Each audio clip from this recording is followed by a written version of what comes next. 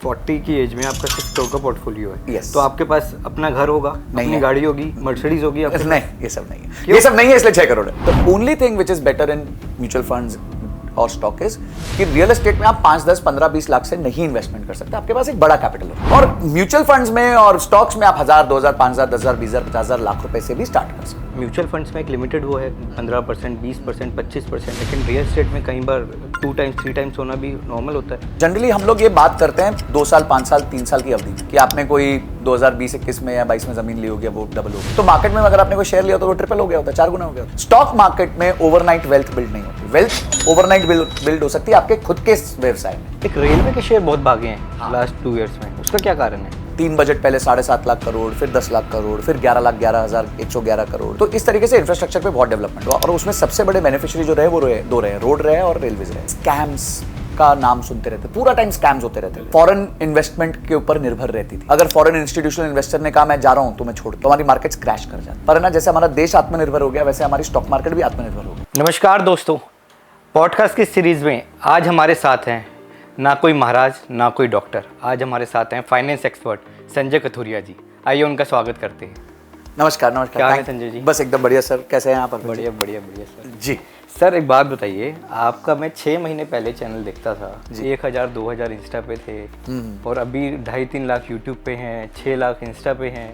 मतलब इतनी जल्दी वायरल होने का क्या राज है? कुछ हमें बताइए, हमारे चैनल के लिए कुछ बताइए। थैंक यू सो मच अर्पण जी, आपने बुलाया फर्स्ट ऑफ ऑल। एंड जब आपने सही कहा, अप्रैल के टाइम पे मुझे याद है कि जब रामनवमी थी 6-7 अप्रैल के आसपास, तो मेरा 1000 टच हुआ था, 1000 यूट्यूब पे। ओके। और इंस्टाग्राम थोड़ा पहले का चैनल था, पर्सनल था, तो उस पर 2-1 हज़ार लोग पहले से ही थे, जुड़े ही हुए थे। और 1000 से लेके 10,000 मेरा यूट्यूब पहुंचा 7 दिन में, और 10,000 से 1 लाख पहुंचा 49 डेज में। ओके। और अब करीबन 3 लाख के आसपास यूट्यूब है। और इंस्टाग्राम भी ऐसे ही भागा। एक अचानक से टाइम आया जब इंस्टाग्राम 25,000 से 2.5 लाख 7-8 दिन में हो गया था, तो काफ़ी तेज़ी से भागा था। आई थिंक मेरे लिए जो वर्क किया वो ये था कि मैंने ऑथेंटिकली अपना कंटेंट दिया, मैंने रियल लाइफ चीज़ें बताई और अचीवेबल चीज़ें बताई। जैसे काफ़ी लोग आके फाइनेंस में काफ़ी मिसलीडिंग चीज़ें बताते हैं कि आप अपना पैसा डबल कर सकते हो, ट्रिपल कर सकते हो, ये कर सकते हो, ट्रेडिंग से कर सकते हो, दिन का 10% कमा सकते हो। मैंने वो सब मिथ ब्रेक करने की कोशिश की और डेटा के साथ करी, स्टोरीज के साथ करी। आई थिंक वो कहीं जाके काफ़ी लोगों के साथ कनेक्ट हुआ, क्योंकि जो मैं स्टोरीज बताता हूँ वो एक हर रियल लाइफ व्यक्ति की पर्सनल स्टोरी।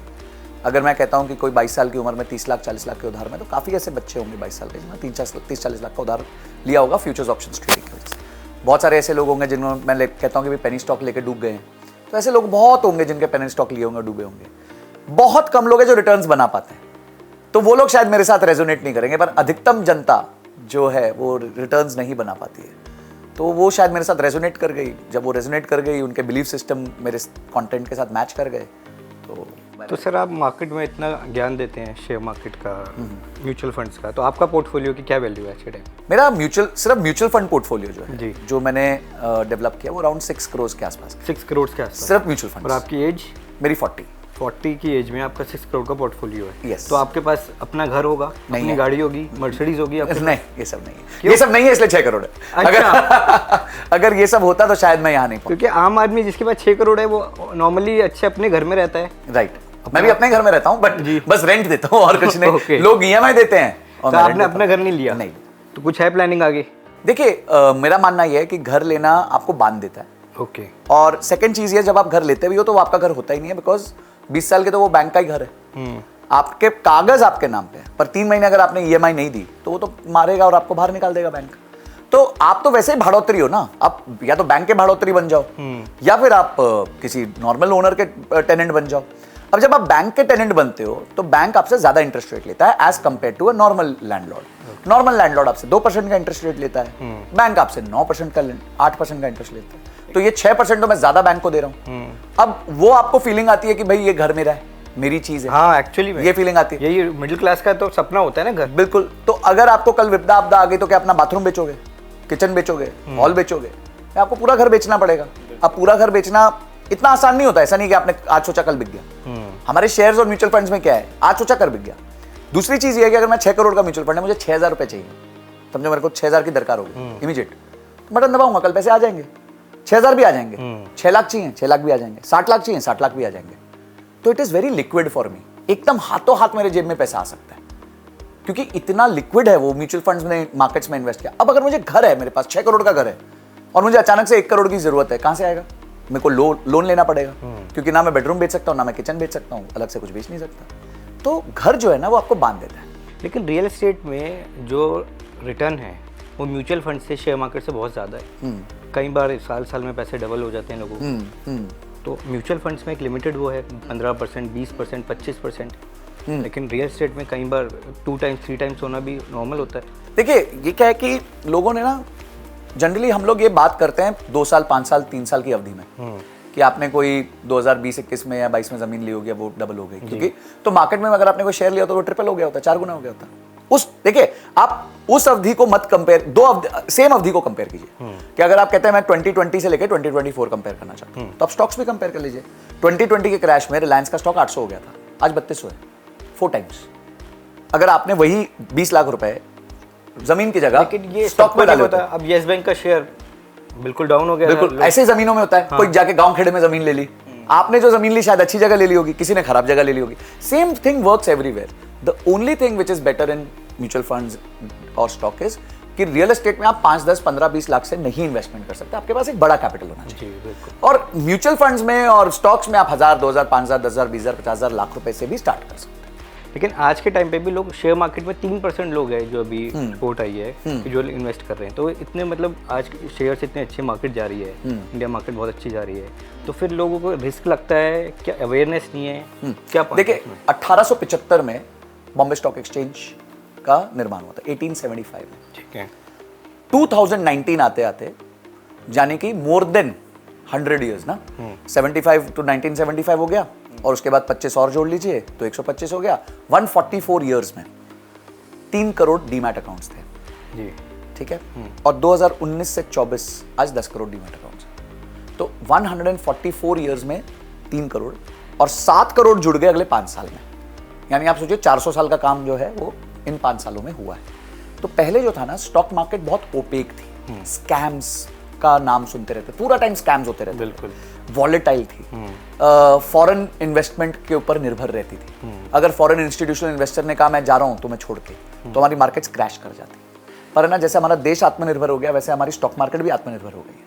आज आप मानेंगे नहीं कि SIPs के माध्यम से इंडियन स्टॉक मार्केट में महीने का इक्विटी मार्केट, बता रहा हूं, डेट नहीं, इक्विटी, प्योर इक्विटी, 23,000 करोड़ रुपए आता है, जो कि FII के इन्फ्लो से भी ज्यादा है। आज FII बाय बाय बोलता है तो हमारा डोमेस्टिक इंस्टीट्यूशनल इन्वेस्टर हमें बचाने आ जाता है कि तुम्हें जाना है जाओ, हमें कोई परवाह नहीं, वी डोंट नीड यू। अब ये 23,000 करोड़ है, ये आगे जाके 50,000 करोड़ भी हो जाएगा 5-7 साल बाद, क्योंकि एक छोटे निवेशक के पास विकल्प ही नहीं है और कुछ करने का। पहले वो रियल एस्टेट कम प्राइस पे मिल जाता था, अब कहीं भी चले जाओ, नोएडा में कहीं चले जाओ, कोई भी एक ठीक ठाक जगह पे चले जाओ, 2-3 करोड़ से नीचे का घर ही नहीं है। अब 2-3 करोड़ का घर लेने के लिए आदमी को 50-60 लाख रुपए की डाउन पेमेंट चाहिए, उसके बाद किस्त भरने की कैपेबिलिटी चाहिए। मैं मानता हूं कि अगर समझिए कोई 2 करोड़ का है तो आप डिवाइड बाय 5 कर लीजिए, उतनी आपकी इनकम होनी चाहिए। कोई घर अगर 2 करोड़ का है या कितने भी अमाउंट का है, तो डिवाइड बाय 5, उतनी आपकी सालाना इनकम होनी चाहिए, तब आप उस घर के बारे में सोचो। 2 करोड़ का घर है तो 40 लाख रुपए। यस, और ये मेरा रूल नहीं है, ये हमारे देश में जो हाउसिंग के भीष्म पितामह रहे हैं, हाँ। श्री दीपक पारेख जी, जो HDFC के लिमिटेड के लंबे समय तक चेयरमैन रहे, उसके फाउंडर ही थे। उनका रूल है कि आप 4 या 5 बार, ज्यादा से ज्यादा अपनी सालाना तनख्वाह का 4 से 5 बार का ही घर ले सकते हैं। अब औसतन अर्पण जी, हमारे देश में 90% लोगों की सालाना तनख्वाह 3 लाख रुपए से नीचे है। तो 3 लाख रुपए वाले को मतलब 15 लाख से ऊपर का घर ले नहीं सकता। अब बताओ 15 लाख में घर कहाँ मिलेगा? 15 लाख में कोई घर नहीं। तो उसके लिए क्या विकल्प बेचारे के लिए? वो 1000 रुपए बचा सकता है, 2000 रुपए बचा सकता है, वो रेंट पे, वो रिस्क नहीं ले सकता। तो वो क्या करेगा? वो SIP में पैसा डाल दे, म्यूचुअल फंड्स में डाल दे, तो एटलीस्ट उसको पार्टिसिपेट तो करने मिला। भाई समझिए, आप कोई एक व्यक्ति है, उसके पास 2000 रुपए है, ठीक है, उसका बड़ा मन है, उसको लगता है भाई रिलायंस ऊपर जाएगा, इन्फोसिस ऊपर जाएगा, TCS ऊपर जाएगा आगे जाके, ऐसा उसको लगता है। अब रिलायंस का एक शेयर 3000 का है, TCS का एक शेयर 4000 का है, 4-4.5 का है, और इन्फोसिस का एक शेयर 2000 का है, कुल मिला के 9-9.5 रुपए हो गए। अब जिसके पास 2000 है वो 9-9.5 के शेयर कैसे खरीदेगा? सही बात है। तो वो 5 दोस्तों को जोड़ के भी अगर खरीद ले तो भी उसको जितना उसका इन्वेस्टमेंट था उस प्रपोर्शन में तो गेन मिल जाएगा। यही म्यूचुअल फंड है कि सारे दोस्त यार इकट्ठे हो गए हैं, हम एक दूसरे को जानते नहीं है, पर दोस्त यार इकट्ठे हो चुके हैं और अब वो पैसा डाल रहे हैं। लेकिन अभी सर मैंने देखा कहीं जैसे ओल्ड एज हैं 60+ लोग हैं, वो अभी भी एफडी को प्रेफर करते हैं। वो सोचते हैं म्यूचुअल फंड में रिस्क है, वो ऐड में भी आता है लास्ट में कि mutual fund subject to market risk, please read the offer. तो अभी भी काफ़ी लोगों ने, मेरी जानकारी में भी काफ़ी लोगों ने एफडी को ही वो मानते हैं कि एक फिक्स है 6-7% मिल जाएगा। म्यूचुअल फंड में पता नहीं है कुछ भी कैसे वो रहेगा, इसमें आप क्या कहेंगे? 70% हमारी हाउस होल्ड सेविंग्स आज भी रियल एस्टेट में 70%। बचा हुआ जो 30% है उसमें से अगला जो सबसे बड़ा नंबर आता है वो आता है एफडी का, और फिर आता है गोल्ड का, फिर आता है स्टॉक्स का। स्टॉक्स का जो है वो आपने सही नंबर दिया था, 3 से 4% के आसपास ही, उससे ज़्यादा। तो हाउस होल्ड सेविंग्स में आज भी रियल एस्टेट सबसे बड़ा पोर्शन है, क्योंकि पुराने जमाने की ज़मीनें थी, उनकी वैल्यू बढ़ गई। तो वो अब किसी ने ज़मीन ली थी 2 लाख रुपए में, वो बन गई 2 करोड़ की। अब हाउस होल्ड सेविंग उतनी तेज़ी से नहीं बढ़ी, बिल्कुल ठीक है। तो हाउस होल्ड सेविंग उसकी थी 2.5 करोड़ की बनी, बाकी सब 50 लाख रह गया। तो इस करके रियल एस्टेट आज भी एक बहुत बड़ा प्रोपोर्शन बनता है हमारे हाउस होल्ड सेविंग्स में। अब जो एफडी है, एफडी आपको सेंस ऑफ सिक्योरिटी देती है। देखिए, कोई भी जो व्यक्ति होता है जो ओल्ड हो जाता है, उसको ना वॉलेटिलिटी नहीं चाहिए। Stock market is very volatile, वो कभी ऊपर होती है, कभी नीचे होती है, कभी ऊपर होती है, कभी नीचे होती है। तो रोजमर्रा के जीवन में वॉलेटिलिटी लोगों से हैंडल नहीं होती, और क्योंकि वो हैंडल नहीं होती इसलिए वो कहते हैं यार हमारे पास ठीक ठाक पैसा है, हमें तो महीने का वही 1 लाख 2 लाख 1.5 लाख 50,000 जो चाहिए वो चाहिए, तो हम अपना पैसा एफडी में डाल देते हैं। पर एफडी में आपको पूरा पैसा नहीं डालना चाहिए, क्योंकि एफडी आपको आपके इन्फ्लेशन को भी बीट नहीं कर पाती है। तो इसीलिए आपको कुछ पैसा जो आपको चाहिए जब आपके लिए कोई इमरजेंसी हो, वही पैसा एफडी में रखना चाहिए, नहीं तो और पैसा एफडी में नहीं रखना चाहिए। जैसे मेरी एज 36 है, 60 के आसपास में जो है कि मैं रिटायर हो जाऊँ, और कुछ कम से कम नहीं तो 60-70 करोड़ के आसपास की मेरे पास सेविंग हो, ठीक है। तो मुझे आज के टाइम पे कितनी एसआईपी करनी चाहिए? देखिए, अप्रोक्सीमेटली अगर आप 24 ईयर्स में रिटायर होना चाहते हो आज से, या 20 साल में, आज से 20 साल में मान लीजिए 20 साल में रिटायर होना चाहते हो, और कहते हो 60 करोड़ चाहिए, तो आपका मिनिमम 6 लाख रुपए का महीने का एसआईपी होना चाहिए। 6 लाख रुपए महीने? हाँ, 6 लाख का। अब हो सकता है कि मार्केट्स अच्छी गई तो आपको 20 साल की जगह 18 साल में वो नंबर मिल जाएगा, मार्केट थोड़ी खराब गई तो 20 की जगह 22 में मिल जाएगा। और अगर इसको आप इक्विटी में गए तो कौन से शेयर पे इन्वेस्ट करना चाहिए? देखिए, शेयर्स में तो मैं डायरेक्टली इन्वेस्ट करता ही नहीं, ओके, मेरा नियम है। अच्छा, आपने कोई कभी भी शेयर में इन्वेस्ट नहीं किया? मैं पहले करता था। देखिए क्या है कि जब मैं छोटा था 23 का, जब मैंने पास आउट किया, तो मैंने एक बुक पढ़ी वॉरेन बुफे की। ओके। तो सॉरी मतलब बोलना, उस टाइम यंग थे, ब्लड गर्म था, तो नहीं बुड्ढा पागल हो गया है, इसकी तरह चले तो जीवन भर अमीर नहीं हो पाएंगे, ठीक है। तो हमें तो स्टॉक पकड़नी आती है, हम तो ऑप्शंस खेलेंगे, मैं ना ट्रेडिंग से पैसा कमाऊंगा और उसको लॉन्ग टर्म में डालूंगा, पूरी स्ट्रैटेजी बनाई हुई थी, ठीक है। 2 साल में सब कुछ ध्वस्त हो गया। अच्छा। पैसे हार गए, 2-3 लाख रुपए नीचे हो गए, तनख्वाह छोटी थी उस टाइम, बहुत ज्यादा नहीं थी। तो बाद में आके उसी बुक को थैंक यू सॉरी बोला कि सर आप ही हो असली गुरु, आपने जो जो बोला था वही हुआ हमारे साथ, ठीक है। उसके बाद से फिर हमने ज्यादा ध्यान नहीं दिया, उन्हीं को सुना, उन्हीं को पढ़ा, उन्हीं के साथ। फिर आपने एसआईपी शुरू कर दी? बस एसआईपी तब से। कब से एसआईपी कर रहे हैं? 2008 से। 2008 से कर रहा था, 2013 तक करी, फिर छोड़ी, फिर 2015 से वापस स्टार्ट कर दी। आज 9 साल 10 साल हो गए मेरे को एसआईपी करते करते, और मेरी सारी वेल्थ सिर्फ उसी से बनी। और मजेदार बात यह है कि कई म्यूचुअल फंड्स ऐसे हैं जिसमें पहले 3-4 साल में 0 रिटर्न्स रहे। अच्छा। डालते गए 1 रुपए का रिटर्न। तो आपको हुआ नहीं 1 साल बाद कि रुक जाता हूँ अब? हमारे गुरुजी की बात सुन ली ना, वॉरेन बुफे की सारी बातें सुन लो, तो आपके ये सब डर, फियर, मतलब आपने पेशेंस रखी। Patience is the game. Stock market में ओवरनाइट वेल्थ बिल्ड नहीं होती। वेल्थ ओवरनाइट बिल्ड हो सकती है आपके खुद के व्यवसाय में, जॉब में, बिजनेस में, फ्रीलांसिंग में। आज अगर आप जॉब कर रहे हो तो आपकी 25,000 तनख्वाह है, वो अगले साल 50,000 हो सकती है अगर आपने अच्छी स्किल पा ली, अच्छा शिफ्ट ले लिया। आपका बिजनेस आज समझो 1 करोड़ रुपए साल का प्रॉफिट कर रहा है, तो वो अगले साल 5 करोड़ भी कर सकता है। पर स्टॉक्स में ये सब नहीं हो सकता। ये स्टॉक्स में आपको वही 12 से 14% सालाना रिटर्न लॉन्ग टर्म के लिए मिलेगा। हाँ, ऐसे बीच में पीरियड्स आएंगे जब आपका पैसा डबल भी होगा 2 साल में, पर ऐसे एक्सटेंडेड पीरियड्स आएंगे जब आपको रिटर्न्स मिलेंगे। कोविड आया था, क्वाइंट ने मेरे ख्याल से 103% का रिटर्न भी दिया है लोगों को। बिल्कुल दिया, बिल्कुल दिया। पर उसके पहले के अगर 4 साल के आप स्मॉल कैप के रिटर्न्स देख लो तो वो 0 है। तो आप कहेंगे कि देखो मैं 2020 से देखता हूं, हर जन का स्टार्टिंग पॉइंट अलग होगा। पर अगर आप एक लंबी अवधि पे देखो, 10 साल की अवधि पे देखो, तो वो सही रिटर्न्स होते हैं कि 10 साल में इस फंड ने क्या निकाला है रिटर्न। तो अगर आप 10 साल में कोई भी स्टेबल फंड्स को देखोगे तो वो ज्यादा से ज्यादा आपको 16 से 18% की रेंज में मिलते हैं। ओके। कि भाई 10-10 साल में 16 से 18%। ऐसा कोई म्यूचुअल फंड नहीं है जो 30 से 35% का रिटर्न शॉर्ट टर्म में दे सकता है, 1 ईयर, 2 ईयर, 3 ईयर, 10 ईयर में नहीं दे सकता। ओके। अब आप समझिए, आप जो रिटर्न्स मांग रहे हैं, अगर 1 रुपया 10 रुपया बनता है 10 साल में, तो वो 24% का रिटर्न होता है। 1 रुपया, अगर आपने 1 रुपया आज डाला हाँ। और वो 10 साल बाद 10 रुपये हो गया, तो आपका सालाना कंपाउंडेड रिटर्न 24% होता है। ओके। तो आपका 32 33 अचीव करने के लिए उस 1 रुपए को तो 20 रुपए बनना पड़ेगा, विच इज वेरी रेयर। हो सकता है, ऐसा नहीं है नहीं हो सकता, हो सब कुछ सकता है, पर ये सोचना कि मैं अगर एक पोर्टफोलियो बनाऊंगा, ठीक है, और वो पोर्टफोलियो में ऐसे ही स्टॉक्स होंगे जो सारे 1 का 10 होंगे, और मैं 10 साल तक उनको होल्ड करूंगा, मेरे को लालसा नहीं होगी, जिज्ञासा नहीं होगी उनको बेचने की कि आज 1 हो गया, चल 2 हो गया, चल आज थोड़ा सा बेच देते हैं, ये सब हाइपोथेटिकल बातें हैं, क्योंकि आप अपने इमोशंस नहीं कंट्रोल कर पाओगे। वो लोग कहते हैं ना, एक बंदा था जिसने विप्रो इतने में खरीदा, आज विप्रो इतने में हो गया, तो उस बंदे ने देखा भी नहीं विप्रो। मैं ऐसे केसेस बहुत जानता हूं, मेरे एक फ्रेंड के फादर है, उन्होंने सिप्ला खरीदा था। ओके।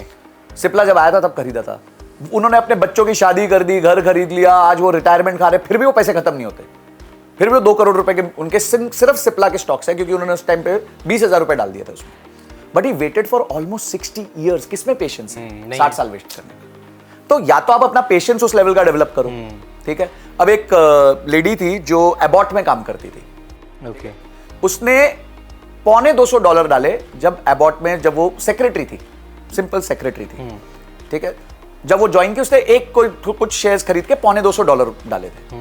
जब वो रिटायर हुई 40 साल बाद, जब वो रिटायर हुई 40 साल बाद, वही $250 उसका बन गया था करीबन $5 मिलियन। पर 40 साल वेट किया ना, 40 साल उसने शेयर बेचा नहीं। अब आप बोलो, ये बीच में $1 लाख भी हुआ होगा, $5 लाख भी हुआ होगा, $1 मिलियन भी हुआ होगा, मन तो करता है ना, चल थोड़ा अभी तो निकाल लेते हैं, आगे का क्या भरोसा। पर वो रुक ही रही, उसने भरोसा दिखाया, उसको रिटर्न्स मिल गए। तो ये जो अजम्पशंस हैं आपकी कि आप राइट टाइम पे स्टॉक पिक करोगे, राइट टाइम पे स्टॉक बेचोगे, 10-10 साल 15-15 साल नहीं बेचोगे। मैं बताता हूं आपको, एक कंपनी है एनवीडिया, ओके, जो आज गोल्डमैन सैक्स कहता है दुनिया की सबसे वैल्यूएबल कंपनी। ठीक है, ठीक है, ये गोल्डमैन सैक्स का कहना है। इस कंपनी ने 12 साल तक जीरो रिटर्न्स दिए, 12 इयर्स तक इसका $0.5 का शेयर $0.5 ही था। अच्छा, 12 इयर्स, 12 साल। अब आप बोलो उस टाइम पे किसका पेशेंस रहेगा? नहीं रहेगा। और उसके बाद इसने करीबन $0.5 के शेयर को पिछले 6-7 साल में, पिछले 4-5 साल में इसने जो है करीबन अपना पैसा 15-16 गुना कर दिया, और आज दुनिया की one of the most valuable companies बन गई। पर वो 12 साल कौन रुका $0.5? बिल्कुल। ITC हमारे देश की one of the biggest companies, 5 साल तक उसका शेयर प्राइस 5% की रेंज में था। रिलायंस 10 साल तक उसका शेयर प्राइस 10-15% की रेंज में था। HUL पिछले 4 साल से 3.5 साल से उसका स्टॉक वही 10-15% की रेंज में। एक रेलवे के शेयर बहुत भागे हैं लास्ट 2 इयर्स में। इंफ्रास्ट्रक्चर डेवलप, हाँ, IRFC, हाँ, उसका क्या कारण है? उसका कारण है, देखिए इंफ्रास्ट्रक्चर पे बहुत इन्वेस्टमेंट हुआ। तो 3 बजट पहले 7.5 लाख करोड़, फिर 10 लाख करोड़, फिर 11,11,111 करोड़। तो इस तरीके से इंफ्रास्ट्रक्चर पे बहुत डेवलपमेंट हुआ, और उसमें सबसे बड़े बेनिफिशियरी जो रहे वो दो रहे, रोड रहे और रेलवेज रहे।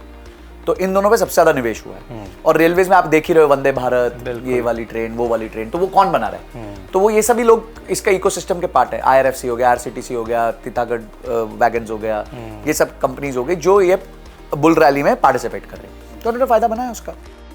और एक कंपनी है जो रेलवेज के लिए सारे ट्रैक्स ले डाउन करती है, ओके, तो उसने भी बहुत पैसा बनाया। तो ऐसे बहुत सारी कंपनी, बट आप उनको आइडेंटिफाई कर पाओगे, ये मेरे हिसाब से एक अजम्पशन होती है। तो सर ये म्यूचुअल फंड्स में भी इन्वेस्ट करते हैं, ये म्यूचुअल फंड्स हमारे पैसे का क्या करते हैं? यही करते हैं, वही शेयर जाके मार्केट में, तो शेयर मार्केट में डालते हैं। तो हम डायरेक्ट नहीं कर सकते शेयर बिल्कुल, मार्केट में? बहुत अच्छा क्वेश्चन है। देखिए, जब भी हम शेयर मार्केट में डालते हैं पैसा, तो हमारे पास 3 चीजें होनी चाहिए, नॉलेज, इन्फॉर्मेशन और टाइम।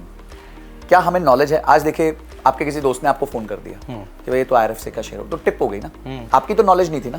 अब आपको ये भी नहीं पता उसकी भी थी कि नहीं, हाँ, उसके पास कहां से आई, उसके पास भी कहीं तो आगे ये से तो आई होगी। एक वो कहते हैं ना नेटवर्क मार्केटिंग, जैसे MLM होती है, हाँ, तो MLM का अच्छा ये टिप टिप टिप टिप ऐसे करके कर दो। तो आपने टिप के बेसिस पे क्या, अब अचानक से वो शेयर गिर गया, आपको क्या करना है? खरीद रोके रहना है या बेच दोगे? ये आपको नहीं पता, क्योंकि आप टिप पे डिपेंडेंट है। ये मोहताजी हो गई, किसी और पे मोहताज हो गया। क्यों? आप पे नॉलेज नहीं है। अब आते हैं म्यूचुअल फंड वाला। अब म्यूचुअल फंड वाले को जब शेयर खरीदना होता है ना, वो 1-2 शेयर नहीं खरीदता, 10,000-20,000 के शेयर नहीं खरीदता, वो 2 लाख शेयर खरीदता है, 100 करोड़ के शेयर खरीदता है, 200 करोड़ के शेयर खरीदता है। तो वो सीधा मैनेजमेंट को फोन करता है कि भाई मैं देखो आपकी कंपनी में 200 करोड़ रुपए आपके शेयर उठाना चाहता हूँ, तो आओ मेरे से मिलो। वो बैठ के, जो बंदा 15-20 साल से लोगों का फंड मैनेज कर रहा है, कंपनियों को देख रहा है, सारे साइकिल्स देख चुका है, वो बैठ के कंपनियों के MD का इंटरव्यू लेता है, ठीक है, कि भाई आप अगला क्या करोगे, कैसे ग्रोथ कर, चलो आज तो आप आ गए 150 रुपए पर शेयर पे, अब 150 को 1500 कैसे करोगे, क्या आपके बिजनेस प्लान्स है, कैसे ग्रोथ करने वाले हो, रेवेन्यू कैसे दिखेगा, प्रॉफिट कैसे दिखेगा। तो वो 100 प्रश्न करता है उससे, उसके बाद वो उसमें पैसा डालता है, तो उसका कन्विक्शन होता है। उसको पता है ये शॉर्ट टर्म, आज मैंने 100 रुपए पर शेयर में डाला, कल को वो 98 हो गया, 95 हो गया, 90 हो गया, तो वो डरेगा नहीं। उसको पता है मैनेजमेंट अच्छी है, कंपनी अच्छी है, आगे बढ़ेगी। हमें क्या पता, हमें तो पता ही नहीं। तो ये हो गया नॉलेज। इंफॉर्मेशन हो गया कि भाई आपका सीधा कनेक्ट है एमडी के साथ, क्योंकि आप इतना बड़ा क्वांटम पैसा डाल रहे हैं। ठीक है, अभी हमारे कॉमन मित्र हैं जिनकी लिस्टेड कंपनी आप जानते हैं, मनीष जी की जी। तो वो पीछे अभी गए, एक फंड मैनेजमेंट का उन्होंने पूरे 5-6 घंटे का एक वो बुलाया हुआ था, क्या कहते हैं, जैसे रोड शो कहते हैं। ओके। अब बड़े बड़े फंड मैनेजर्स आ रहे हैं, कोई 1.25 लाख करोड़ मैनेज करता है, कोई 1 लाख करोड़ मैनेज करता है। वो आके मनीष जी से पूछ रहे, भाई आगे आज तो चलो आप पहुंच गए यहाँ पे, ये 3000 करोड़ पे पहुंच गए, अब ये 30,000 करोड़ कैसे होगी, कैसे करोगे? तो मनीष जी बता रहे हैं उस बात को, क्योंकि उनको पता है ये बंदा मेरी कंपनी में 5000 करोड़ डाल सकता है, 1000 करोड़, 100 करोड़, 200 करोड़ डाल सकता है। तो मनीष जी सामने, जो the owner of the company in front, जीना सीखो लाइफ के, तो and he is answering well. तो इसी तरीके से म्यूचुअल फंड मैनेजर्स के पास इस तरह का एक्सेस होता है। फिर उनको ये पता चलता है अंदर खाते हैं, यार हमने बेट तो कर दिया था, पर मुझे लगता नहीं कि ये ठीक से एग्जीक्यूट कर पा रहे हैं, तो फिर वो टाइमली बेसिस पे पैसा निकालते हैं। अब वो भी ह्यूमंस है सर, उनसे भी गलती हो सकती है, वो गलत इन्वेस्टमेंट भी कर सकते हैं, गलत एग्जिट्स भी कर सकते हैं, करते रहेंगे, ये होता रहेगा। पर आपसे वो बेटर करेंगे, ये मेरे को पता है। ओके। आपके और मेरे से बेटर करेंगे, ये तो गारंटी है। तो ये सारे म्यूचुअल फंड हमसे बेटर करेंगे या कुछ आपने पॉइंट आउट किए हुए हैं? देखिए ऐसा नहीं होता, इसमें क्या होता है कि जैसे आपका गोल क्या होता है, आपकी अवधि क्या, जैसे आपने बोला 24 साल है, अब 24, अब कुछ लोग कहते हैं सर जितने आप यंग होते हो उतना ज्यादा म्यूचुअल फंड में, ये गलत धारणा है। आप अभी बहुत यंग नहीं, आप 20 नहीं है, ठीक है। मैं ये कह सकता हूं कि एक 36 इयर्स के अर्पण जी का रिस्क टेकिंग एबिलिटी एक 20 इयर्स के किसी बंदे से ज्यादा हो सकती है। कैसे ज्यादा हो सकती है? अर्पण जी 24 साल के लिए निवेश करना चाहते हैं, वो लड़का 5 साल के लिए करना चाहता है, तो आप ज्यादा रिस्क ले सकते हो, आप ज्यादा शॉक्स बेयर कर सकते हो, क्योंकि आपके पास, आपको पता है यार 24 साल है यार, अभी टेंशन नहीं है। 5 साल बाद मार्केट क्रैश कर गई, या 3 साल में मार्केट क्रैश कर गई 20%, मतलब ठीक है यार, अभी तो 21 साल और उल्टा अच्छा है, अभी सस्ते में खरीदेंगे माल, कोई मार्केट क्रैश कर गई है। लॉन्ग टर्म में तो हमें पता है मार्केट ऊपर जाती है। तो जो भी आपकी इन्वेस्टमेंट डिसीजंस होते हैं वो आपके अवधि पे होते हैं, आप कितने समय के लिए इन्वेस्ट कर रहे हो। अगर आप 24 साल के लिए इन्वेस्ट कर रहे हो, 20 साल, 15 साल लंबे अवधि के लिए कर रहे हो, तो आप ज्यादा पैसा स्मॉल कैप, मिड कैप में डाल सकते हो, क्योंकि उन कंपनियों में 10-10 गुना, 20-20 गुना होने की क्षमता है as compared to large cap companies, क्योंकि लार्ज कैप कंपनीज में आपका पैसा उतना डबल नहीं होगा। जैसे रिलायंस आज 25 लाख करोड़ की कंपनी है, अब वो 50 लाख करोड़ होने में उसकी चीखें निकल जाएंगी, मतलब उसको कितने साल लग गए, 70 साल, 60 साल लग गए 25 लाख करोड़ होने में, वो अगला 25 लाख करोड़ होने में भी कुछ तो साल लगेंगे, एटलीस्ट 20 साल लगेंगे, 15 साल लगेंगे, क्योंकि इतना बड़ा जायंट हो गया। पर एक कंपनी है जिसकी 500 करोड़ की नेटवर्थ है, वो तो आराम से 1000 करोड़ हो सकती है, 2000 करोड़ हो सकती है, 5000 करोड़ हो सकती है। तो आप कहोगे यार मैं थोड़ा सा रिस्क लेने को तैयार हूं, तो मैं स्मॉल कैप में ज्यादा पैसा डालूंगा, मिड कैप में ज्यादा डालूंगा, लार्ज कैप में कम डालूंगा। पर यही एक बंदा है जो 5 साल 7 साल के लिए इन्वेस्ट कर रहा है, वो तो रिस्क नहीं ले सकता, कल को स्मॉल कैप गिर गए सारे, तो वो कहेगा ठीक है मैं ज्यादा पैसा लार्ज कैप में डालूंगा, इंडेक्स फंड में डालूंगा, थोड़ा बॉन्ड्स में डालूंगा जो मुझे शॉक प्रूफ बनाएंगे, ठीक है, और थोड़ा गोल्ड में डाल देना, हो गया। तो फंड प्लानिंग जो होती है वो आपके गोल के हिसाब से होती है, और गोल जो होता है वो समय के हिसाब से होता है, अमाउंट के हिसाब से होता है। आप बोलोगे जैसे आपने गोल दिया मेरे को कि मेरे को रिटायर होना है 60 की उम्र में और मुझे 60 करोड़ चाहिए, तो ये स्पेसिफिक गोल हो गया, मेजरेबल गोल हो गया, और टाइम ओरिएंटेड गोल हो गया। हम ऐसे कहते हैं स्मार्ट गोल होना चाहिए। तो ये आपका स्पेसिफिक, मेजरेबल, अचीवेबल, रियलिस्टिक और टाइम बेस्ड, ये 5 चीजें होंगी, तब आपका गोल जो है वो परफेक्ट होता है। अब उसको अचीव करने के लिए आपका प्लान बनता है, अच्छा ये करेंगे, ये करेंगे, ये करेंगे। एक मैं म्यूचुअल फंड में इन्वेस्ट करते हुए देखता हूँ, उसमें स्टेटस आता है low risk, high risk, moderate risk, हाँ, very high risk, very high risk, हाँ। और जितना वेरी हाई रिस्क होता है उसका रिटर्न भी ज्यादा होता है, ऑब्वियसली। तो ये क्या स्टेटस होता है? देखिए ये क्या होता है, जितने म्यूचुअल फंड्स में डेट इंस्ट्रूमेंट ज्यादा होंगे, फिक्स्ड इनकम जैसे एफडी हो गया, अच्छा हमारी सरकार भी लोन लेती है जनता से, तो उसके लिए वो बॉन्ड्स इशू करती है, पर सरकार या reserve bank of India directly जनता से पैसा नहीं लेती, वो म्यूचुअल फंड से पैसा लेती है, म्यूचुअल फंड जनता का पैसा उसमें डालती है, ठीक है। रिलायंस जैसी कंपनीज हैं वो भी उधार लेती हैं, बैंक से छोड़ के म्यूचुअल फंड से भी उधार लेती हैं, और म्यूचुअल फंड में वो उधार इंडिविजुअल से आता है। पर जब रिलायंस उधार लेगी तो वो आपको 14-15% थोड़ी देगी, वो तो रिलायंस है, बोलेंगे मैं तो चल एफडी कितना दे रहा है 7.5, चल मैं तुम्हें 8.5% दे दूंगा, 9% दे दूंगा, थोड़ा 1-1.5% ज्यादा दे देंगे, क्यों, हम रिलायंस है भाई, हमारी खुद की क्षमता बहुत है। पर कोई छोटी कंपनी है, उसका बहुत बड़ा नाम नहीं है, तो वो हो सकता है 14-15% का भी रिटर्न दे दे, पर रिस्क ज्यादा है। तो ये सारे जो रिस्क को मैनेज करके, इवैल्यूएट करके, हर म्यूचुअल फंड का एक रिस्कोमीटर बनता है, कि वो रिस्कोमीटर पे कहां है। तो आप वो देखते हो एरो भी आता है, हाँ, बिल्कुल आता है। वेरी हाई होता है, जहां एकदम स्मॉल कैप, सेक्टर स्पेसिफिक, वो वेरी हाई में आ जाते हैं। जहां मिड कैप, लार्ज कैप होते हैं वो थोड़े कम हो जाते हैं, जहां मिक्स होता है, हाइब्रिड होता है, और कम हो जाते हैं, जहां पे डेट इंस्ट्रूमेंट ज्यादा होता है वो और कम हो जाते हैं। तो इस तरीके से रिस्क कम, रिटर्न्स कम, सिंपल सी बात है। एक सर दिमाग में हमेशा रहता है, जैसे लोग कहते हैं कि लोअर क्लास का कुछ नहीं हो सकता इंडिया में, हाई क्लास का कोई फर्क नहीं पड़ता, पिस्ता जो रहता है वो मिडिल क्लास पिस्ता रहता है। इसकी स्लैब क्या है, मतलब हाई क्लास की क्या स्लैब है, लोअर क्लास की क्या है और मिडिल क्लास की क्या है? देखिए, पूरे वर्ल्ड को ना कैपिटलिस्ट चलाते हैं, ठीक है। तो कैपिटलिस्ट्स ने जितने भी टैक्स सिस्टम बनाए ना अपने फेवर के लिए बनाए, खुद के फेवर के। तो अगर आज एक टैक्स, मैं कहता हूँ भाई सरकार ने हर व्यापारी को करीबन 25-26% का डिस्काउंट दिया हुआ।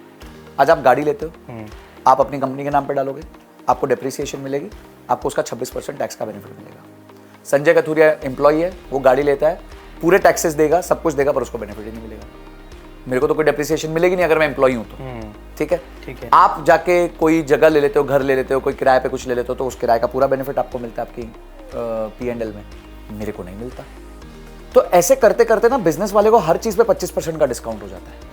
आप अपना एक ड्राइवर रखते हैं तो उसकी तनख्वाह का आपको बेनिफिट मिलेगा, मैं ड्राइवर रखता हूँ, मेरे को तनख्वाह का बेनिफिट ही नहीं मिलता, मेरी वो जेब से जाता है टैक्स कमाने के बाद। तो पूरा जो सिस्टम है ना वो रिग्ड है, वो रिग्ड है व्यापारी के फेवर में, पूरे टैक्स सिस्टम व्यापारी के फेवर में आता है। अब इसमें आती है कि रिच क्या है, पुअर क्या है, ये क्या है। अब मैं आपको कुछ डेटा देता हूँ मजेदार, हो सकता है काफी लोगों को ये पता हो, नहीं पता हो, मुझे नहीं पता, बट चांसेस है कि कम पता होगा। अगर आपको भारत के टॉप 1% में इनकम के माध्यम से आना है कि आप सालाना कितना कमाते हो, तो वो नंबर है 3,70,000 रुपए महीना, मतलब मोटा मोटी 45 लाख रुपए, 40-45 लाख रुपए के रेंज में अगर आपको, तो you will be in top 1% of India with earnings, मतलब जो आप साल का कमा रहे हो।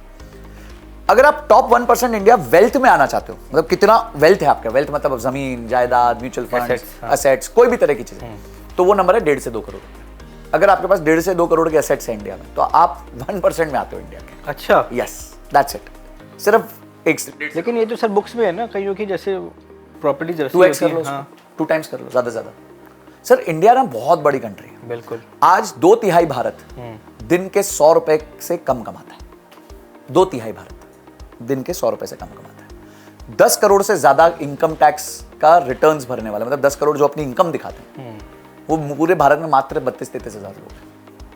आई एम टॉकिंग 145 करोड़ या 140 करोड़ पीपल में से 35,000 लोग। क्या नंबर में क्या प्रपोर्शन आएगा? 140 करोड़ का 1% 1.4 करोड़ होता है, तो 1 मतलब 35,000 और 1.4 करोड़, अभी भी उसको आने में बहुत टाइम लग जाएगा। नेक्स्ट है आपको 10,000 से ज्यादा की इनकम, भारत में सिर्फ टॉप 10% लोगों की है, बाकी 90% लोगों की जो तनख्वाह है वो 10,000 से कम की। तो हमारा जो देश है ना बहुत गरीब देश है, एक्सट्रीमली पुअर कंट्री है। इसीलिए आज सरकार को 80 करोड़ लोगों को खाना मुफ्त देना पड़ता है, मुफ्त अनाज देना पड़ता है, मुफ्त खाना देना पड़ता है, बिकॉज वो नहीं सक्षम है कमाने के। और वो पैसा कहाँ से आएगा? अब देखिए अर्पण जी, अपन एक घर अज्यूम करते हैं जी, तो घर में 10 बच्चे हैं, ठीक है, माँ बाप हैं, घर का जो आमदनी है वो 3,20,000 रुपये, खर्चा 4,80,000 रुपये। 2 बच्चे कमाते हैं, 8 बच्चे नहीं कमाते, तो माँ किससे उम्मीद करेगी ज़्यादा कमाने की? जो 2 कमाते हैं उसी से करेगी, बाकी 8 तो उनको पता है कि वो नहीं कमाने वाले, उनको देना है। अच्छा, तनख्वाह इनकम 3,20,000 है, खर्चा 4,80,000 है, ऑलरेडी उधार में चल रहे हैं। अब यही स्थिति भारत की, हमारा रेवेन्यू साल का 32 लाख करोड़ है, खर्चा 48 लाख करोड़ है, और उस 48 लाख करोड़ में से 10 लाख करोड़ का ब्याज है जो देश ने लेके रखा है इतने सालों का डेफिसिट लेते लेते। वर्ल्ड बैंक से, वर्ल्ड बैंक हो गया, ADB हो गया, जो भी इंस्टीट्यूशंस ने लोन देके रखा है हमें, उनको हम साल का 10 लाख करोड़ का ब्याज देते हैं। मतलब मोटा मोटी एक पाकिस्तान तो हम ब्याज में दे देते हैं। ठीक है, तो ये आप समझ लीजिए। तो अब आप एंड ऑफ द डे जब आप मैथमेटिक्स करते हैं तो बहुत समय तक भारत के मिडिल क्लास को पिसना पड़ेगा, क्योंकि सरकार के पास विकल्प ही नहीं है। खर्चा कम होने नहीं वाला, आमदनी हम लोग ही कमाएंगे और हम लोग को ही टैक्स देना है, ऑप्शन ही नहीं होगा।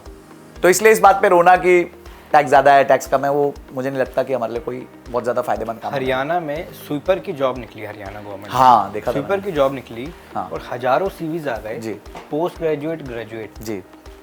तो एक तो ये इंडिया है सर जी। एक अभी iPhone 16 लॉन्च हुआ, हाँ, 2 लाख रुपए का शायद, हाँ, 1.5 से 2 लाख, और शोरूम में लाइन लग गई जी। एक ये भी इंडिया है, हाँ, और एक अभी अंबानी जी ने शादी कर दी, हाँ, वो भी इंडिया है, वो भी इंडिया है। तो हर देखिए इंडिया में ना इंडिया 1, इंडिया 2, इंडिया 3 की थीसिस है। मेरे ख्याल से वो ये इंडिया है, और जो ये स्वीपर की जॉब निकली ये भारत है। हाँ हाँ, बिल्कुल बिल्कुल। देखिए ये अभी एक्चुअली क्या है कि हमारे देश में ना अभी भी लोग एजुकेशन और स्किल को इंटरचेंज समझते हैं। एक एजुकेशन होना और एक स्किल होना 2 अलग चीज़ होती है, ठीक है, क्योंकि एजुकेशन होता क्या, डिग्री है ना, तो अब डिग्री आपको कैसे मिली, पढ़ाई करके मिली, कॉपी मार के मिली, रट्टा मार के मिली, बिल्कुल, उससे कोई फर्क थोड़ी पड़ता है। स्किल आपके पास नहीं है ना। आज हम मैं जब कॉर्पोरेट्स में था तो हम हायर करते थे, बहुत बुरा हाल है, आपको बुला के लाने के बाद उसको सिखाना ही पड़ेगा 2 महीने। तो पहले 2 महीने की तनख्वाह फालतू जाती ही है, चाहे व्यक्ति 12,000 पे ज्वाइन किए, 20,000 पे ज्वाइन किए, 50,000 पे किए, 1 लाख पे किए, आपको उसको 2 महीने सिखाना पड़ता है और वो 2 महीने के बाद शायद वो फिर आपके लायक बनता है। तो एक चीज है कि आदमी के पास एजुकेशन है, एक चीज है आदमी के पास स्किल है। तो जो भी व्यक्ति आज एजुकेटेड होते हैं कि बोलते हैं मैं बीए हूं, बीकॉम हूं, डबल ग्रेजुएट हूं, पोस्ट ग्रेजुएट हूं, जो भी वो बोलते हैं, और वो अंत में जाके एक स्वीपर की नौकरी या फिर क्लर्क की नौकरी, अभी गुजरात में भी यही सीन हुआ, बहुत सारे बच्चे आ गए थे और उन्होंने एक कोई 10-20 जॉब्स के लिए अप्लाई किया, बहुत ज़्यादा वहाँ पे रोष होने लग गया। तो ये होता रहेगा जब तक आप इस मिथ में रहोगे कि आपकी एजुकेशन से आपको जॉब लगने वाली है। एजुकेशन से जॉब नहीं लगने वाली, जॉब लगने वाली है स्किल से। आपको स्पेसिफिक स्किल सीख लो, आपको जॉब लग जाएगी। एजुकेशन का उसमें कोई लेना देना है नहीं ज़्यादा। एक म्यूचुअल फंड में लोगों को ये भी डर है कि पैसा डूब ना जाए, तो म्यूचुअल फंड में पैसा डूब सकता है? देखिए, तभी डूबेगा जब उसके स्टॉक्स डूबेंगे। अगर एक म्यूचुअल फंड ने रिलायंस लिया है, आपसे एक म्यूचुअल फंड ने 1 लाख रुपए लिया, मुझसे 1 लाख रुपए लिए, 2 लाख का म्यूचुअल फंड है, उसने पैसा कहाँ डाला? TCS, Reliance, HDFC, Infosys. तो अब ये 4 डूबेंगे तो ही तो म्यूचुअल फंड डूबेगा, नहीं तो कैसे डूबेगा? तो इसलिए बेस्ट म्यूचुअल फंड कौन सा है? देखिए, बेस्ट म्यूचुअल फंड कौन सा है ये आपके ऊपर निर्भर करता है। तो आपने कहाँ इन्वेस्ट किया है? तो मेरे कुछ हैं, मैंने 6-7 म्यूचुअल फंड्स में पैसा 6-7 में किया है? हाँ, मैंने डाइवर्सिफाई किया हुआ है। ओके। क्योंकि इसमें क्या होता है, आपको 2-3 चीजों का ध्यान रखना पड़ता है। एक तो लोग है ना सिर्फ रिटर्न्स पे जाते हैं, अरे यार इसने डबल कर दिया, ट्रिपल कर दिया। हाँ। मैं थोड़ा सा अलग तरीके से देखता हूँ। मैं देखता हूँ कि कितने कंसिस्टेंटली इसने रिटर्न्स दिए। तो उसको एक रोलिंग रिटर्न्स का कॉन्सेप्ट होता है कि आप हर 4 साल की अवधि में देखते हो कि क्या क्या रिटर्न्स दिए हैं उसने। तो उससे पता चलता है कि ये उसका नसीब था या ये उसके दिमाग था। तो एक वो तरीका होता है। दूसरा तरीका ये है कि आप जब भी म्यूचुअल फंड लो तो 2-3 फंड हाउसेस का लो। अब अचानक से क्या है, जैसे आपने क्वांट का एग्जांपल लिया, तो क्वांट ने बहुत अच्छे रिटर्न्स दिए, बहुत बेहतरीन म्यूचुअल फंड है, नो डाउट, बहुत अच्छा ग्रोथ किया। तो सब लोगों ने क्या किया, सारा पैसा उठा के क्वांट में डालना चाहते थे। अब पीछे एक न्यूज आ गई कि क्वांट के ऊपर फ्रंट रनिंग का केस लगा। बिल्कुल। वैसे उससे कोई बहुत बड़ा फर्क नहीं पड़ा, पर एक बार के लिए आदमी को डर लगने लग जाता है, अरे यार फ्रंट रनिंग का केस है, ये तो स्कैम चल रहा था। क्योंकि इंसान यहाँ नॉलेज नहीं है ना, फाइनेंशियल नॉलेज नहीं है, उसको पता ही नहीं कि वो स्कैम है क्या। फ्रंट रनिंग होता क्या किसी को नहीं पता। फ्रंट रनिंग होता है मतलब जब म्यूचुअल फंड अगर किसी व्यापारी से मिला, मनीष जी से मिला और मनीष जी की कंपनी तय कर ली कि मैं इसमें निवेश करूंगा, तो इंसान ही निवेश करने वाला है ना। बिल्कुल। तो वो इंसान अपने फादर को फोन करके बोलता है, यार देखो मनीष जी की कंपनी में निवेश करने वाला हूं, जरा 10 लाख के शेयर आप ही दे। इसे कहते हैं फ्रंट रनिंग, आगे भागना। ओके। तो म्यूचुअल फंड के ऑर्डर के आगे आप अपने फैमिली वालों को दौड़ाने लग जाते हो। अभी पीछे सिमी भौमिक, ये लोग पे बहुत केसेस हुए, जी बिजनेस के एंकर्स पे, CNBC के एंकर्स पे बहुत केसेस हुए हैं, जिसमें वो लोग क्या करते हैं, क्योंकि उनको पता जैसे वो टीवी पे आएंगे वो बोलेंगे जी ये वाला शेयर बहुत अच्छा है, धम प्राइस ऊपर, लाखों लोग खरीदेंगे। तो अपने घर वालों को पहले बोल के रखते थे, दोस्तों को पहले रख के बोलते थे। पर सेबी हमारा बाप है इसमें, उसको सब पैटर्न रिकग्निशन सिस्टम्स है उसके पास, उसको पता चल जाता है। वो क्या करते हैं कि जैसे वो न्यूज आया कि जो भी एंकर है उसने बोला, उसके बाद अचानक से उस स्टॉक की वॉल्यूम देखेंगे, उस स्टॉक की वॉल्यूम के बेसिस पे वो बायर्स देखेंगे, उनके डीमैट अकाउंट्स देखेंगे, तो उनको कहीं ना कहीं से पीछे पता चल जाता है, पूरी उनकी स्क्रूटनी चलती रहती है, पीछे मारा उन पे फटका 7-7, 8-8 करोड़ रुपए का सब। तो ये सब क्या होता है, अब आपको डर लग गया, आपने क्या किया, पिछले 3 साल पहले से सारे फंड्स क्वांट में डाल दिए, स्मॉल कैप में डाल दिया, मिड कैप। अब अचानक से अगले दिन क्वांट का कम हो गया, NAV ऑब्वियसली कम होगा जब जैसी न्यूज आएगी, तो अब आपको टेंशन हो गई, अब आप फटाक से बेचोगे, अब वो भी गलती है। तो पहले गलती आपने क्या की, सारा 100% उधर डाल दिया। अब दूसरी गलती क्या कर रहे हो, एक छोटी सी न्यूज पे आप उस पर सब कुछ निकाल दो, तो आपका इमोशनल बैलेंस नहीं है। आप एक काम करो, 3-4 फंड हाउसेस में पैसा डाल दो, HDFC में डाल दो, ICICI में डाल दो। मैं ये वो नहीं दे रहा हूँ, मतलब it's not a suggestion, it's just an example. कोई भी आपको सही लगता है, HDFC म्यूचुअल फंड, ये DSP, आदित्य बिरला, जो भी टॉप 10-20 हैं, स्टेट बैंक ऑफ इंडिया, उनमें डाल दो, थोड़ा क्वांट पे भी डाल दो। तो कल को कोई एक म्यूचुअल फंड में कुछ ऊपर नीचे हुआ फंड हाउस में, तो बाकी आपके सेफ है। और एक होता है सर ETF। हाँ, वो क्या होता है? देखिए ETF होता है एक्सचेंज ट्रेडेड फंड। Okay. तो ये जो म्यूचुअल फंड है, हाँ। ये ना ट्रेडेड नहीं होता, इसकी हर सेकंड आप वैल्यू नहीं देख सकते। फॉर एग्जांपल रिलायंस है, हाँ। तो रिलायंस का 3:10 पे प्राइस अलग होगा, 3:11 पे अलग होगा, 3:12 पे होगा, क्योंकि वो ट्रेड हो रहा है। पर म्यूचुअल फंड का दिन के अंत में एक बार प्राइस निकलता है, जिसे हम NAV कहते हैं। पर इन दोनों का मिक्सचर होता है, वो होता है ETF, एक्सचेंज ट्रेडेड फंड, जिसमें एक पूरा एक्सचेंज, जैसे कि निफ्टी हो गया, या स्मॉल कैप हो गया, या मिड कैप हो गया, या ऑटोमेटिव इंडेक्स हो गया, जितने भी इंडेक्सेस हैं हमारे निफ्टी में, उसको उठा के ट्रेड करने लग जाते हैं। तो उसका लाइव प्राइस चल रहा होता है। तो क्या हुआ, जैसे मैं आपको एक उदाहरण देता हूँ, 4 जून को मार्केट क्रैश हुई। बिल्कुल। अब सबको, जो तेज लोग हैं, उनका मन था कि भाई एक काम करते हैं, 4%, 5% थोड़ी बाइंग कर लेते हैं, लेते हैं, क्योंकि ये तो मौका है। अब म्यूचुअल फंड में उन्होंने ऑर्डर डाल दिया, अब म्यूचुअल फंड ऑर्डर डाला, उस दिन कुछ गड़बड़ हो गई, उनको उस दिन का एनएवी मिला ही नहीं, अगले दिन मार्केट रिकवर कर गई, तो उनको तो म्यूचुअल फंड में वो फायदा नहीं मिल पाया। ठीक है, अगर वो सेम चीज ईटीएफ में करते तो ईटीएफ तो लाइव था, 3:15 बजे देखते तो ईटीएफ गिरा हुआ होता, 4% 5% जितना भी गिरा था, आप उठा के डाल देते पैसा। तो ईटीएफ में आप लाइव ट्रेडिंग कर सकते हो एज कंपेयर टू जब आप नॉर्मली म्यूचुअल फंड। ईटीएफ का कुछ ऐसे एक्सपायरी नहीं होती ना, कभी नहीं होती। ETF has no expiry because ETF is also like a mutual fund. Okay. It is exactly like a mutual fund, but बस वो ऑनलाइन ट्रेड हो रहा है, जैसे रिलायंस ट्रेड हो रहा है वैसे वो ETF ट्रेड हो रहा है। तो ETF किस बेस पे है कि क्या रेट है, जैसे वो टॉप 50? नहीं, जो भी वो इंडेक्स में डाल रहा है, समझो वो मिड कैप 250 में डाल रहा है, हाँ। तो मिड कैप 250 के जो 250 कंपनियां हैं उसके बेसिस पे उस ETF का रेट होगा। ETF का रेट उस 250 कंपनी में हो सकता है आज के दिन 100 कंपनी ऊपर गई, 100 हाँ 250 में से सबकी अगर मतलब वैल्यू बढ़ गई तो ETF की वैल्यू बढ़ेगी। इसमें सबसे बड़ा फायदा क्या है अर्पण जी, जैसे मैं पहले डायरेक्ट स्टॉक्स करता था, मैंने कंपनी ली DHFL, वो कंपनी डूब गई, दीवान हाउसिंग, हाँ दीवान हाउसिंग खत्म हो गई। एक कंपनी ली गीतांजलि जेम्स, डूब गई। सिंटेक्स डूब गया, राइटकॉम डूब गया। ठीक है, अब ये 3-4 कंपनियां डूब गई, अब डूब गई तो मेरा तो पूरा पैसा चला गया ना। ETF डूब नहीं सकता क्योंकि ETF में 200 कंपनियां हैं, अब 200 कंपनियां डूबी मतलब देश ही डूब रहा है, फिर तो अपना वैसे ही कुछ नहीं हो सकता। ठीक है, पर आइडियली ऐसा नहीं होगा। 200-250 कंपनियों का ETF है, 50 कंपनियों का ETF है, निफ्टी 50 का ETF है। अब निफ्टी 50 तो देश की टॉप 50 कंपनीज है, तो वो कैसे डूबेगा? उसमें एक कंपनी कोई डूब सकती है, फिर भी डूब सकती है कि भाई मिसमैनेज हो गई, बड़े स्केल पे कुछ फ्रॉड निकल गया, जैसे सत्यम का निकला था।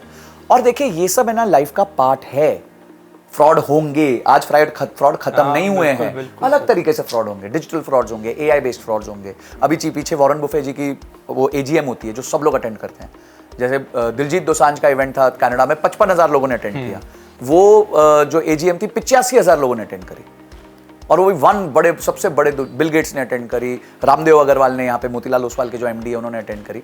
तो उसमें उन्होंने बोला कि AI cheating is the industry of future, यानी कि AI में बहुत गजब चीटिंग होने वाली है। अभी AI के माध्यम से बहुत चीटिंग होगी। मुझे कोई अर्पण जी बन के फोन कर सकता है कि संजय जी मैं बहुत परेशान हूं, जरा फटक से 10 लाख रुपए दो, और मुझे लगे यार अर्पण जी ने ही फोन किया, ऐसा भी हो सकता है। तो बहुत कुछ होगा अभी। इसी तरह स्टॉक मार्केट्स में भी बहुत कुछ होगा, तो आप ये सब चीजों से दूर रहिए, अपना फोकस करिए कि आप एक छोटा सा निवेश हर महीने, जो भी आपकी जेब अलाउ करती है, 20,000 करती है 20,000 कीजिए, 2,000 करती है 2,000 कीजिए, 2 लाख करती है 2 लाख कीजिए। कोई 1-1.25 लाख रुपए महीना की अर्निंग है किसी की, और 3-4 लोगों की फैमिली है, हस्बैंड वाइफ हैं, 2 बच्चे हैं, उनको अपना एक्सपेंस कैसे वो करना चाहिए और कितनी SIP करनी चाहिए आपके हिसाब से? देखिए अगर 1-1.25 लाख रुपए तो मतलब देश के वो टॉप 4-5% में आ जाएंगे। ठीक है, तो पहले तो अपने लाइफस्टाइल एक्सपेंसेस को कम रखो एज मच एज पॉसिबल, और कोशिश ये करो कि टॉप 1% में आ जाओ, क्योंकि 1-1.25 लाख वाले का ये चांस होता है कि वो 3-3.5 लाख पे पहुंच सकता है। बिल्कुल। ठीक है, 20,000 वाले का थोड़ा स्लो होता है वो चांस कि वो 3-3.5 लाख तक पहुंचे। तो आप पहले तो अपने लाइफस्टाइल एक्सपेंसेस को बिल्कुल चेक में रखो। ठीक है, सेकंड चीज ये रखो, एक 6 से 9 महीने का इमरजेंसी फंड जरूर रखो अपने पास हमेशा, और वो FD में डाल दो। अगर आपका परिवार है और उसमें डबल इनकम नहीं है तो आप 12 महीने का भी रख सकते हो कि भाई आपका महीने का 30,000 40,000 का खर्चा हो रहा है, 50,000 का खर्चा हो रहा है, तो 50,000 × 12 6 लाख रुपए की एक FD पड़ी है। अब ये कल को कोई आपदा विपदा आ गई, आपकी जॉब चली गई, कुछ हो गया, तो आपके पास ready right amount of insurances खरीदो। आपकी हेल्थ इंश्योरेंस होनी चाहिए, लाइफ इंश्योरेंस होनी चाहिए, वो खरीदो ताकि आपको प्रोटेक्टेड महसूस करो, और फिर जो है जो बचता है उसमें से अपना एक अच्छा पोर्शन लंबे समय के लिए SIP करो। तो ये मॉडल आदमी को यूज करना चाहिए अपना पैसा डालने के लिए। एक बंदा जो 1-1.25 लाख कमाता है, आइडियली उसको मिनिमम 15,000 रुपए की SIP करनी चाहिए। एक सर मैंने देखा है जितने बिलियनर्स हैं, स्टार्टअप्स वाले हैं, चाहे जोमेटो हैं, निखिल कामत हैं, इन सब की पर्सनल लाइफ बड़ी डिस्टर्ब रहती है कि ये 20-20 घंटे काम करते हैं। क्या वो रहता है कि बड़े मैंने कॉमन देखा है, ये 5-7 लोग हैं जिनकी पर्सनल लाइफ बहुत डिस्टर्ब रही है। देखिए ये तो बहुत ही पर्सनल मैटर है आपने जो पूछा है, बट आई थिंक जो है कि जो सुपर अचीवर्स होते हैं थोड़ा अलग चलते हैं। इन्हें हम अल्फा मेल भी कहते हैं। ओके। जो अल्फा मतलब भीड़ से अलग, भीड़ से आगे। ठीक है, भीड़ से अलग नहीं कहूँगा, भीड़ से आगे। तो ऐसे लोगों को अल्फा मेल कहते हैं। जैसे शेर जो है वो अल्फा होता है, वो भीड़ नहीं है, वो शेर है। पर जब आपको शेर बनना है तो फिर आपको भीड़ को छोड़ना पड़ता है। और होता क्या है कि जनरली फैमिली टाइम मांगती है, और अगर आप कुछ उखाड़ने निकले हो जैसे कहते हैं हम, तो फिर आप ये सब नहीं कर सकते कि आप सिर्फ 8 घंटे काम करूंगा, 10 घंटे काम करूंगा, वो पैसिव जिंदगी के लिए ठीक है। ठीक है, बट इन लोगों को तो दुनिया बदलनी देना। जीरो था कि आप एग्जाम्पल ले रहे हो, it is the number 1 brokerage company of India, 4-3 हज़ार करोड़ का उनका प्रॉफिट आता है। आपने इलॉन मस्क का सुना होगा, उनकी 4 बीवियां हैं, तो उन्होंने दुनिया में क्या किया। बिल गेट्स हो गया रिसेंटली, उनके साथ भी ये इशू हुआ। तो आई थिंक ये जो ओवर एम्बिशियस कैटेगरी होती है मेल्स की, उनके लिए फिर लाइफ में एक ही फोकस होता है, which is how can they improve their business, how can they improve their name, fame, पैसा। ड्रिवन होते हैं, अलग ड्रिवन होते हैं, अलग से रिवायर्ड होते हैं। तो आई थिंक फैमिली उनके लिए नहीं होती, but by the time they realise it's too late, वो पीयर प्रेशर में शादी कर लेते हैं या यंग शादी कर लेते हैं। तो वो कभी कभी क्या होता है कि दोनों पार्टनर्स एक साथ ग्रो नहीं कर पाते, एक पार्टनर ज्यादा ग्रो कर जाता है तो दूसरा पार्टनर आजकल सेकंड फिडल लेने को परेशानी होती है उसको कि यार मैं कैसे सेकंड फिडल लूँ, मेरे को भी इक्वल राइट्स चाहिए।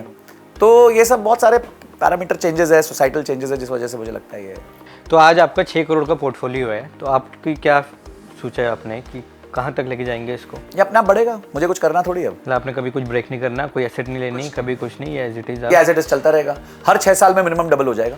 हर 6 साल में डबल हो जाएगा। मतलब जब आप 80 ईयर्स के होगे तो ये आप मेरे ख्याल से मतलब समझ लीजिए ये करीबन इजीली ये 80 में मेरा पैसा 400 करोड़ के आसपास होगा। 400 करोड़ के आसपास होगा, 400 करोड़ के आसपास होगा, विदाउट मी डूइंग एनीथिंग। और इसमें कोई नया पैसा नहीं जोड़ रहा, नो SIPs, नथिंग। अगर आज ही छोड़ दूं, बस इसको छोड़ दूं तो ये होना है।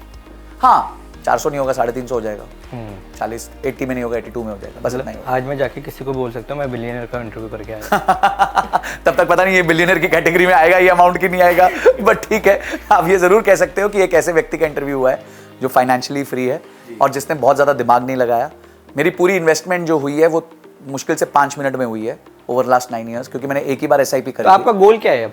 मतलब ये तो पैसिव इनकम है आपकी, इसमें तो आपका कोई रोल नहीं है। हाँ। तो अब आपका डेली रूटीन क्या होता है? मेरा डेली रूटीन है, मैं कंसल्ट करता हूँ, मैं businesses, short small and medium businesses को कंसल्ट करता हूँ, मैं फाइनेंशियल इंडिविजुअल्स को कंसल्ट करता हूँ जिनको पोर्टफोलियो नहीं बनाना था, जिनको अपने लिए इस तरीके की मेरे जैसी फ्रीडम चाहिए। अच्छा। तो उन लोग को हेल्प करता हूँ, मेरी कुछ कोचिंग्स चलती हैं, दैट्स इट। तो किसी मिडिल क्लास को, आम आदमी को आपके साथ कनेक्ट करना हो तो कैसे करेंगे? तो they can write an email to me, हम नीचे ईमेल दे सकते हैं sanjay@profitsfirst.in, मेरी टीम उनको रीच आउट कर लेगी। तो आप बात करते हैं? हाँ, तो उनके साथ हम मैनेज करते हैं? हाँ, मैनेज नहीं करता, मैं सिर्फ गाइड करता हूँ कि एक पोर्टफोलियो डिजाइन कैसे करना चाहिए। ओके। मैं बेसिकली पोर्टफोलियो डिजाइनर हूँ, क्योंकि क्या है कि अगर आप मैनेज वर्ड जो है ना वो बहुत डेंजरस वर्ड है। मैनेज मतलब आपका इन्वॉल्वमेंट आ गया, इन्वॉल्वमेंट नहीं होना चाहिए। मेरा कहना ही है कि आपको एक बार देखिए, जब आप पेड़ उगाते हैं ना तो एक बार बीज डालते हैं, उसके बाद दूर हो जाते हैं, सिर्फ थोड़ा बहुत पानी डालते हैं, बाकी कंपाउंडिंग उसकी है सनलाइट। जितना आप उसको सनलाइट के सामने रखेंगे उतना जल्दी वो कंपाउंड होगा। तो इसी तरह इन्वेस्टमेंट से एक बार आपने पैसा डाल दिया, मैंने क्या कहा, मेरा पूरा जर्नी में इन्वेस्टमेंट्स 3 मिनट लिया मेरे से पिछले 10 साल में। क्यों?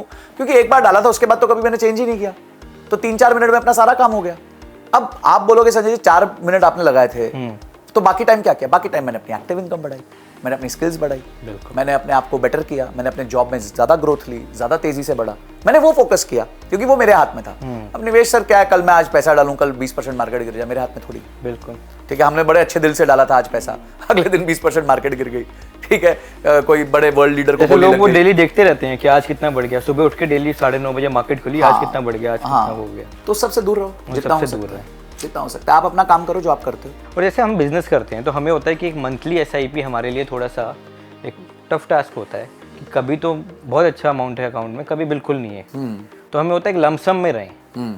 तो लमसम और SIP में क्या डिफरेंस है? देखिए, लमसम में ना आप मार्केट को टाइम करने की कोशिश कर लेते हो फिर, या अननोइंगली टाइम करते हो। सो फॉर एग्जांपल, आपने एक SIP बांधी हुई है लाख रुपए महीने की, ठीक है, एक उदाहरण देता हूँ, और अब आप कह रहे हो कि भाई मेरे पास 20 लाख रुपए आ गए, तो मैं काम करता हूँ पूरा ही पैसा इमीडिएटली पटक देता हूँ, स्मॉल कैप में पटक देता हूँ। हाँ। तो इस स्टेटमेंट का मतलब ये हो गया कि आप अभी स्मॉल कैप के इंडेक्स को वो करना चाहते हो, टाइम करना चाहते हो और घुसना चाहते हो, जो कि गलत है, क्योंकि आपको नहीं पता ना आज के बाद क्या होने वाला है। तो आपको वो 20 लाख रुपया जो आता है वो आपको एक लिक्विड फंड में डाल देना चाहिए या FD में डाल दो, सिंपल। और उस FD से SIP करो और धीरे धीरे पैसा डालो। पैसा हमेशा सिस्टमैटिकली डालो, लमसम मत डालो, क्योंकि लमसम में आप क्या हुआ, अचानक से 10% क्रैश हो गया ना, तो उसको वापस जीरो पे आने में, जहां पे आपने डाला था उसमें पता चलता है कभी-कभी। लेकिन अगर मैंने कोई 50 लाख रुपए लमसम में डाल दिए, हाँ, तो मैं 24 साल के लिए भूल जाऊं, तो वो भी हाँ, अगर आपका देखिए, अगर आपकी अवधि लंबी है तो कोई प्रॉब्लम नहीं, तो कोई इशू नहीं। अगर आपकी अवधि 24 साल है तो आपको पता है 24 साल में बढ़ना है फंड। अब बताता हूँ, मेरे कई फंड्स थे जो मैंने समझो 50 रुपए यूनिट पे लिए, 4 साल बाद वो 40 रुपए पे आ गए। 4 साल बाद 50 में लिए था एवरेज, वो 40 हो गया, और आज वो 220-230 रुपए। तो ये अगर आप लंबे समय के लिए मार्केट में रहते हो ना, तो ये सब इवन आउट हो जाता है और एक आपको अच्छा रिटर्न बनता है। पर आपको सालाना वो रिटर्न नहीं बनेगा जो FD में दिखता है। FD में आपको दिखता है भाई आज मैंने लाख रुपए डाले थे, साल के अंत में 1,08,000 हो गए। स्टॉक मार्केट में जरूरी नहीं है, स्टॉक मार्केट में वो पता चला 1 लाख ही रह गया 4 साल तक। और या फिर उससे भी 10,000 नीचे हो नीचे हो गया, बट बिल्कुल। अचानक से वो 90,000 3 लाख बन जाएगा 2-3 साल में। तो ये भी आपको ये सब झेलना पड़ता है, क्योंकि तब आप जब आप देखो रिस्क और रिटर्न तो डायरेक्टली प्रोपोर्शनल है। आप जितना ज्यादा रिस्क लोगे उतना ज्यादा रिटर्न्स का चांस है। अगर आप रिस्क ही नहीं लोगे, आप सिर्फ एफडी में डाल दोगे तो लीनियरली पैसा ग्रो होगा, ठीक है। जैसे जॉब है, जॉब में आपको पता है सालाना 10-20% से ज्यादा की ग्रोथ नहीं होती। बिजनेस है, उसमें प्रॉफिट डबल भी हो जाता है, ट्रिपल भी हो जाता है। तो ये यही है, इट्स जॉब वर्सेस बिजनेस। तो इस तरीके का आपको इन्वेस्टमेंट का जर्नी रखना चाहिए। संजय जी, आप आज आपने बहुत अच्छी जानकारियाँ दी सर हमारे दर्शकों को। आपने अपना टाइम निकाला, ठीक है। मेरे ख्याल से लोग अपना पोर्टफोलियो के लिए ज़रूर आपको मेल करेंगे, कॉल करेंगे, तो बिल्कुल उनका देखिएगा, उनकी हेल्प कीजिएगा। डेफिनेटली। स्टूडियो में आपका मेल कब आ रहा है? आपसे तो मैं अभी मिलूंगा। तो आप सर स्टूडियो में आए, आपका बहुत बहुत धन्यवाद। Thank you Arpit, thank you for calling. Thank you.